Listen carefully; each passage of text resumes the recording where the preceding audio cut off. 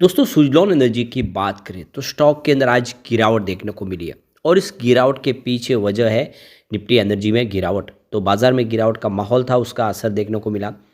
इस समय आप देख ही सकते हो कि एफआई बाजार से बिल्कुल लौट चुके हैं और वो फिर से जनवरी में एंट्री मारेंगे। इस समय सिर्फ डीआई और रिटेल इन्वेस्टर का ही पार्टिसिपेशन है बाजार में। यहाँ पे कुछ बड़ी अपडेट निकल के आ रही है रिन्यूएबल एनर्जी सेक्टर को लेकर, जिसको इस वीडियो के माध्यम से डिस्कस करेंगे। क्या है आगे की संभावना, उसको जानने की कोशिश करेंगे। और सुजलॉन एनर्जी की स्थिति इस समय कितनी मजबूत है दूसरी कंपनियों के मुकाबले, और आने वाले समय में सुजलॉन कितना बेहतर कर सकता है उसको जानेंगे। क्योंकि अब हमारे सामने क्वार्टर 3 भी आने वाला है। क्या है संभावना, उसको समझने की कोशिश करेंगे और क्या उससे एक ट्रिगर मिल सकता है इसको।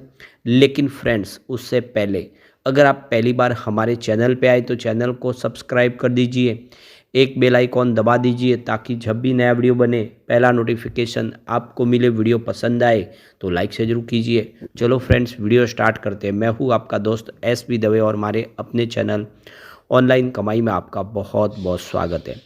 तो सबसे पहले सुजलॉन एनर्जी के कारोबार की बात कर ले तो देख सकते हो कि स्टॉक की शुरुआत तो सुबह पॉजिटिव हुई 64.50 पर, क्लोजिंग 64.34 के आसपास थी। देख सकते हो कि यहाँ पे कल तो शुरुआत पॉजिटिव हुई। इंट्राडे में 64.73 का हाई भी बना। लगा कि कुछ तेज़ी बनेगी, बाजार ने लेकिन साथ नहीं दिया, जिसकी वजह से 63 का लो बना और क्लोजिंग अंत में 63.26 के आसपास रही, जहाँ पे 1.68% की गिरावट देखने को मिली। फिलहाल स्टॉक दबाव में है। तो इस समय बाजार में जो गिरावट का असर है वो यहाँ पे देखने को बिल्कुल मिल रहा है। आप ये देख ही सकते हो कि निफ्टी एनर्जी में भी आज गिरावट थी। 35,039 के स्तर पे 120 पॉइंट की गिरावट थी, यानी 0.34% आज निफ्टी एनर्जी भी गिरा है। तो यहाँ पे देख सकते हो कि ये साल जो एंड होने आया है, अब देख सकते हो कि नया साल शुरू होगा। सरकार ने 500 गीगावाट का टारगेट रखा है 2030 तक के लिए। अब कहाँ तक पहुँचा है और आगे की क्या संभावना है, तो देख सकते हो कि 500 गीगावाट में अभी 300 गीगावाट की दूरी बाकी है, क्योंकि 200 गीगावाट की टारगेट को अचीव कर लिया है। आने वाले 5 सालों में 300 गीगावाट की कैपेसिटी और ऐड करनी होगी, तब सरकार का टारगेट है वो अचीव होगा। अक्टूबर मंथ में ही 200 गीगावाट की कैपेसिटी को पा लिया गया है और आने वाले समय अगर अब 300 गीगावाट की कैपेसिटी को पाना है तो एनुअली 60 गीगावाट की नई कैपेसिटी ऐड करनी होगी आने वाले 5 सालों में। अब सवाल निकल के आता है कि आखिर इस गोल को कैसे अचीव किया जाएगा, क्योंकि इस साल अगर देखें तो 15 गीगावाट की कैपेसिटी ऐड हुई है, तो आने वाले समय इसको और तेज़ी लाने की ज़रूरत है। लेकिन यहाँ पे देखो कि जो मार्केट के जानकार है उनका कहना है कि जो पावर डिमांड है उसमें 6 से 7% की ग्रोथ देखने को मिल रही है और ये एक अच्छी अपॉर्चुनिटी है इंडस्ट्रीज़ के लिए, जो इस समय इस डिमांड का फ़ायदा उठा के इस सेक्टर में अपना निवेश करेंगे और उस गोल को अचीव करने में हेल्प करेंगे। तो इसी को लेकर एलेरा सिक्योरिटी के जो वाइस प्रेसिडेंट है रूपेश सांखे, उनका कहना है कि आने वाला जो 2028 है उसके बाद अगर आप देखें तो यहाँ पे एक और बड़ी तेज़ी की संभावना बनेगी। इंस्टॉल कैपेसिटी तेज़ी से बढ़ेगी, क्योंकि बहुत सारे प्रोजेक्ट जो अंडर कंस्ट्रक्शन है जो आने वाले समय कंप्लीट होते हुए दिखाई देंगे। यहाँ पे ऑलरेडी 80 से 85 गीगावाट के जो प्रोजेक्ट है अंडर कंस्ट्रक्शन है और 60 गीगावाट के अभी अंडर टेंडरिंग प्रक्रिया के तहत है। तो ये देख सकते हो कि आने वाले जिसमें करीब 140 गीगावाट के प्रोजेक्ट की तो ऑलरेडी हमें दिशा दिख रही है। ये जो बिल्कुल 140 गीगावाट के ऑलरेडी प्रोजेक्ट है जो आने वाले इसमें कंप्लीट होंगे, तो 300 गीगावाट की जरूरत है, उसमें से 140 गीगावाट के तो अभी ये प्रक्रिया पूरी होगी। टेंडर पूरे होते ही ये सारे के सारे प्रोजेक्ट कंप्लीट होते हुए दिखाई देंगे। तो 15 गीगावाट की इंस्टॉलेशन कैपेसिटी इस समय 25 गीगावाट आने वाले 2027 तक, और फिर 35 से 40 गीगावाट की इंस्टॉल कैपेसिटी 2028 तक आती हुई दिखाई देगी। ये एक अंदाज़ा है, यानी अभी 15 गीगावाट के आसपास है, लेकिन देख सकते हो कि 25 गीगावाट होगा 2027 तक और 28 तक 35 से 40 गीगावाट। उसके बाद अगर आप देखें तो तेज़ी और आनी शुरू होगी। यहाँ पे फिच रेटिंग का भी कहना है कि इस समय इंडिया पैसिफिक में देखें तो चाइना और इंडिया की पावर डिमांड बहुत तेज़ी से बढ़ रही है और ऐसे में जो नेट जीरो का जो एक सपना सरकार का है उस हिसाब से बहुत सारा निवेश आएगा और तेज़ी से इसमें अब इंस्टॉल कैपेसिटी बढ़ती हुई दिखाई देगी।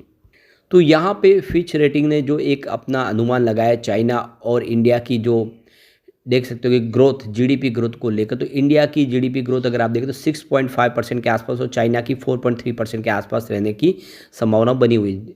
तो जिससे आप देखिए इसमें पावर डिमांड का ही सबसे बड़ा रोल होता है, तो वैसे ही इलेक्ट्रिसिटी कंजम्पशन बढ़ेगा तो इसका और आने वाले समय अपॉर्चुनिटी काफ़ी ज़्यादा दिखाई देगी। तो कुल मिला के देख सकते हो कि आने वाला जो पीरियड है वो रिन्यूएबल एनर्जी के नाम पे होने जा रहा है। आने वाला है हमारे सामने क्वार्टर 3 का रिजल्ट, मार्च खत्म हो चुका है। अगर हम पिछले मार्च 2023 और 24 के रिजल्ट की बात करें, सबसे पहले बात करें नेट सेल्स की। मार्च 2023 में 3590.44 करोड़ का कंपनी का नेट सेल्स था, जो मार्च 2024 में बढ़ के 3860.25 करोड़ तक पहुंचा, यानी कंपनी का नेट सेल्स बढ़ा है। टोटल एक्सपेंडिचर की बात करें तो 3544.23 करोड़ था मार्च 2023 में, जो 24 में बढ़ के 3647.04 करोड़ के आसपास पहुंचा।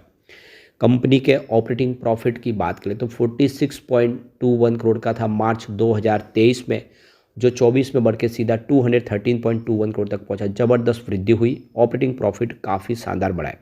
अदर इनकम देखें तो 206.07 करोड़ के आसपास थी मार्च 2023 में, और 24 में 200.32 करोड़ के आसपास। अदर इनकम में थोड़ी कमी आई। यहाँ पे इंटरेस्ट 441.56 करोड़ के आसपास है, जो मार्च 2024 में घट के 225.67 करोड़ के आसपास आया।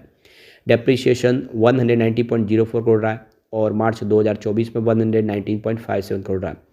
अब एक्सेप्शनल आइटम्स की बात करें तो 2542.08 करोड़ की ज़बरदस्त यहाँ पे आपको वृद्धि होते दिखा देगी। ये एक बड़ी रकम मिली है एक्सेप्शनल आइटम्स के माध्यम से, कंपनी के पुराने आउटस्टैंडिंग के माध्यम से, जो मार्च 2024 में मात्र 25.14 करोड़ के आसपास ही रहा है। तो ये एक बड़ी रकम मिली एक मुश्त। प्रॉफिट बिफोर टैक्स 2162.76 करोड़ के आसपास रहा। देख सकते हो कि मार्च 2023 में, जो 24 में 93.43 करोड़ के आसपास रहा। तो अब ये जो बड़ी वृद्धि हुई है, ये जो आप देख सकते हो, जो प्रॉफिट बिफोर टैक्स में 2100 का जो था प्रॉफिट बताया, ये एक्चुअल में अगर आप देखें तो कंपनी को लॉस था, क्योंकि 2542 की एक्सेप्शनल आइटम से रकम मिली थी। तो अगर इसमें से उसको लेस करेंगे तो यहाँ पे आपको पता चलेगा कि कंपनी को लगभग यहाँ पे 300 करोड़ के आसपास का लॉस था। तो मार्च 2023 में कंपनी ने भले ही नेट प्रॉफिट 2162 करोड़ का बताया हो, लेकिन ये रकम है वो प्रॉफिट की नहीं है। लेकिन 2024 में जो 93.43 करोड़ का प्योर जो प्रॉफिट हुआ है, वो वाकई में उत्साहवर्धक है, और आने वाला जो रिजल्ट है वो काफ़ी बेहतर रहने की उम्मीद है, जो इस बार हम रिजल्ट देखेंगे। अब यहाँ पे सुजलॉन एनर्जी को अगर कंपेयर करते हैं दूसरी कंपनियों की तुलना में, तो ये कहाँ पे बैठता है। सीमेंस की बात करें तो इसका पीबी रेशियो 15.29 है, और पी रेशियो 87.47 का है। एबीबी इंडिया 21.39 का पीबी रेशियो है, और पी रेशियो 85.96 है। CG power and industry solution की बात करें तो 30.69 का पीबी है, और 125.44 का इसका पी रेशियो है। हेवल्स इंडिया जिसका 13.27 का पीबी रेशियो है, और पी रेशियो 72.82 का है। सुजलॉन एनर्जी जिसका पीवी रेशियो 22.23 है, और पी रेशियो 284 का है। वारी एनर्जी जिसका पीबी 8.76 और पी रेशियो 69.81 है। हिटाची एनर्जी जिसका पीबी रेशियो 44.38 है, और पी रेशियो 312 का है। और यहाँ पे जी वरुणा टी&डी इंडिया की बात करें 38.09 का इसका पीबी रेशियो है, और पी रेशियो 132 का है। अपार इंडस्ट्री जिसका पीबी रेशियो 10.34 है, और पी रेशियो 49.37 है। आइनॉक्स विंड जिसका पीबी 10.5 है, लेकिन पी रेशियो 757 का है। तो यहाँ पे इस लिस्ट में आपको सबसे महंगा तो आइनॉक्स विंड दिखाई देगा, जिसका पी रेशियो बहुत हाई है। उसके बाद में हिटाची एनर्जी, तीसरे नंबर पे यहाँ पे आपको सुजलॉन दिखाई देगा। तो सुजलॉन भी उतना सस्ता तो नहीं है अपनी कंपनियों की तुलना में, लेकिन दूसरों के मुकाबले तो है, और इस लेवल से बढ़ने की उम्मीद भी काफ़ी ज़्यादा है। तो आने वाले समय सुजलॉन बेहतर करता हुआ दिखाई दे सकता है। लॉन्ग टर्म इन्वेस्टर के लिए यहाँ पे एक अच्छी अपॉर्चुनिटी दिखाई दे सकती है। लेकिन फ्रेंड्स, कोई भी इन्वेस्टमेंट करने से पहले अपने फाइनेंशियल एडवाइजर से एडवाइस ले लें, या अपना खुद का रिसर्च करें, क्योंकि हमारे वीडियो आपके एजुकेशनल पर्पज़ के लिए ही बनाए। वीडियो पसंद आए तो लाइक से जरूर कीजिए, और चैनल को सब्सक्राइब कर दीजिए। Thank you friends.